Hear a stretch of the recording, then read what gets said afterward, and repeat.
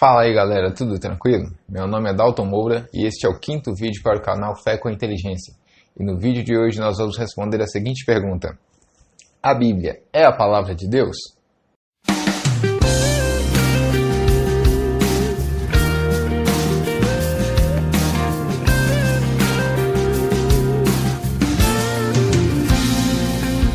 No vídeo anterior, nós havíamos falado um pouco sobre os meios de comunicação de Deus com o homem.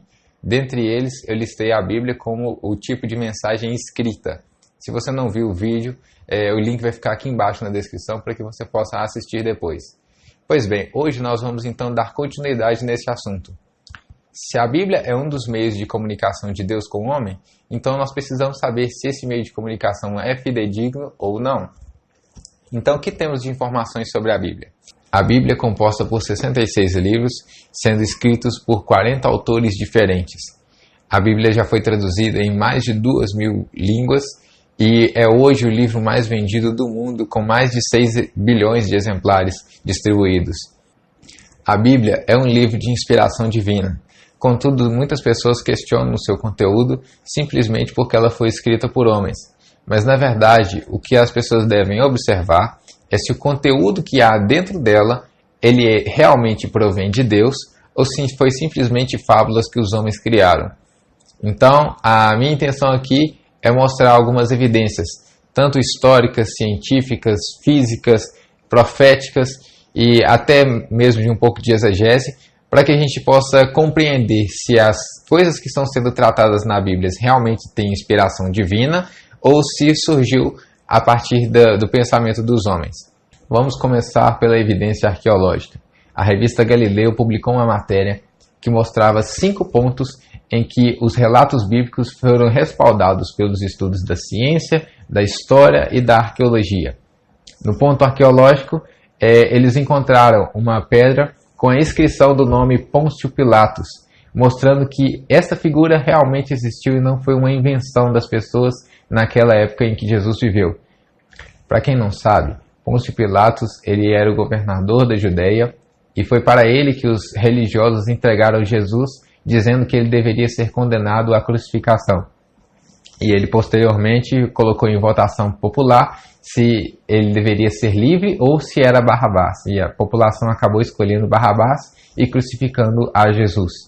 Outra descoberta arqueológica foi o reservatório de Siloé, onde Jesus mandou o cego lavar os seus olhos depois de ter cuspido no chão, feito um lodo e passado nos olhos do cego para que ele pudesse enxergar.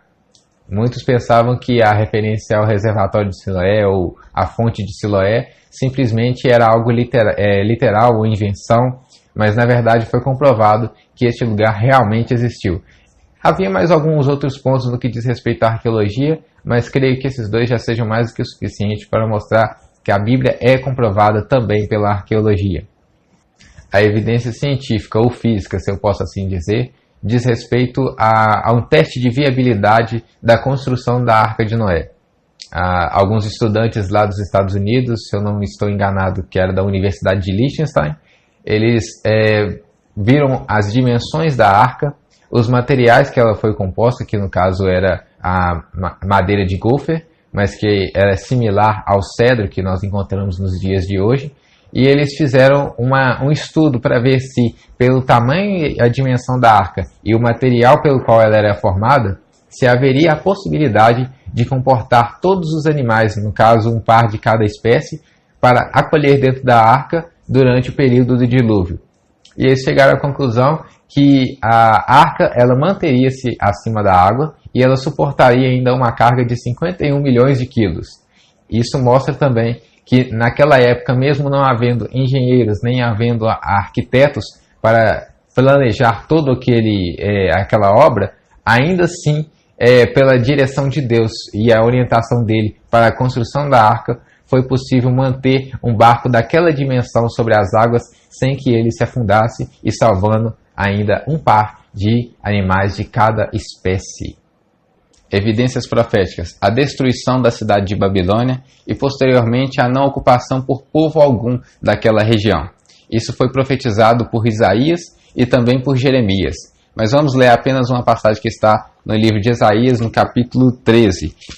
Isaías capítulo 13, a partir do versículo 19, diz assim: Babilônia, a joia dos reinos, o esplendor do orgulho dos babilônios, será destruída por Deus, a semelhança de Sodoma e Gomorra. Nunca mais será repovoada, nem habitada, de geração em geração. O árabe não armará ali a sua tenda, e o pastor não fará descansar ali o seu rebanho.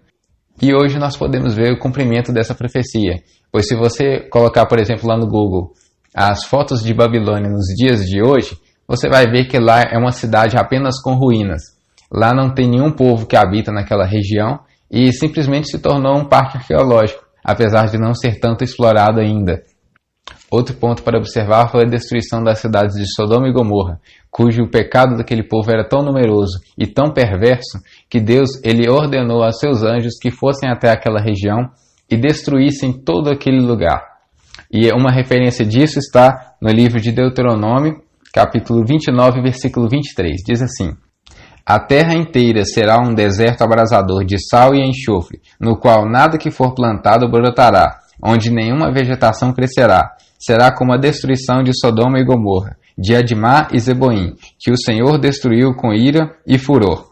Aqui mostra que Deus ele estava fazendo uma comparação, que um povo nessa época, dentro desse contexto, que ele era idólatra, eles teriam uma condenação semelhante à de Sodoma e Gomorra, que teve a manifestação desses sinais, que a terra foi destruída com enxofre e sal, e a terra seria improdutiva e nada mais cresceria naquele local.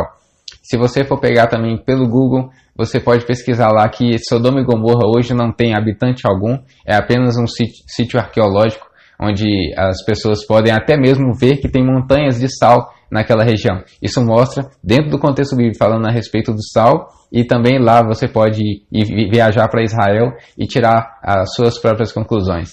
Outra evidência também importante foi a questão da existência de Jesus e do impacto que ele teve em toda a história da humanidade. Veja bem, nós hoje seguimos ao calendário gregoriano. E no calendário gregoriano há uma separação entre antes e depois de Cristo. Não sei se vocês sabem, mas os gregos valorizam muito a questão da sabedoria. E naquela região eles tinham vários pensadores que marcaram a época, como Platão, Aristóteles. E em meio a esse contexto eu te pergunto, por que será que o calendário gregoriano foi separado em antes e depois de Cristo, sendo que eles teriam então outros ícones para poder colocar em antes e depois de fulano de tal? Por exemplo, podia ser antes ou depois de Platão, ou antes ou depois de Aristóteles, mas por que eles escolheram antes e depois de Cristo? Outro ponto importante para observar é que a Bíblia não tem cortes no que diz respeito à verdade. Você vê que tem textos que geram confusão em muitas pessoas, falando assim, como eu posso crer em um Deus que é tão mau, que mandou destruir povos, mandou destruir crianças, mulheres? Aí eu te pergunto, se a Bíblia realmente tivesse sido escrita pela vontade do homem, você não acha que esses trechos seriam extraídos de lá? Por que então deixar com que todos esses textos que causam confusão em muitas pessoas, eles permanecessem ali? Isso é uma prova que os textos permaneceram inalterados, porque se fossem alterados, eles seriam suprimidos. Afinal, é melhor vender a imagem de um Deus bonzinho que não pune ninguém, do que de um Deus justo que às vezes faz justiça, sendo necessário às vezes até usar de violência. Uma questão muito importante a respeito de tudo isso é que, se você conhece a Bíblia de fato e de verdade, você já deve ter percebido que mesmo vários livros tendo sido escritos em épocas diferentes, todos eles se encaixam perfeitamente no que diz respeito a profecias, a cumprimento delas e a muitos outros fatos que são relevantes no que diz respeito à nossa vida. Ensinos que são vistos tanto no Antigo Testamento quanto no Novo Testamento, que eles redundam no mesmo ponto. A harmonia que há entre os textos da Bíblia, ela é muito perfeita. Mas só que muitas pessoas não vão preocupar tanto em descobrir essa harmonia. Elas vão estar mais preocupadas em apontar os pontos que lhe causaram certa estranheza.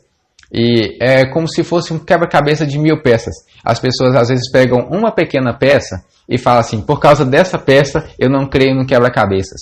Mas na verdade elas não tiveram interesse em começar a montar aquele quebra-cabeça para saber qual que é a imagem que está por detrás de todas aquelas peças que estão um pouco desordenadas. Então fica esse vídeo para a sua reflexão. Se você teve alguma dúvida, você pode deixar aqui embaixo nos comentários que eu vou responder assim que possível. Que Deus te abençoe e até o próximo vídeo.